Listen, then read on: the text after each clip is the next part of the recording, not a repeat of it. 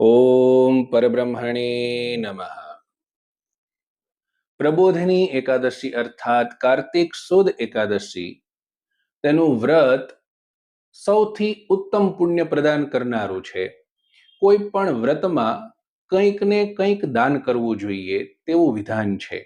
ઘણીક વખત ઘણા લોકો પાસે દાન કરવાની ઉત્તમ વસ્તુઓની અનુકૂળતા હોતી નથી, ત્યારે શાસ્ત્રોએ એક એવો ઉત્તમ ઉપાય બતાવ્યો છે જે કોઈ પણ કરી શકે છે। શાસ્ત્ર કહે છે, પ્રબોધિની વ્રતે વિષ્ણોશ્ચરિત્રમ શૃણુયાચ્ચયઃ સપ્તદ્વીપવતી દાન ફલમ સ લભતે વ્રતી। પ્રબોધિની એકાદશીને દિવસે વ્રત કરી અને ભગવાનની કથા જે સાંભળે છે, યાદ રાખજો, ભગવાનની કથા, ગામ ગપાટા નહીં। આજની કથાઓમાં મનોરંજન વધારે હોય છે અને ભગવત કથા ઓછી હોય છે, એવી કથા નહીં।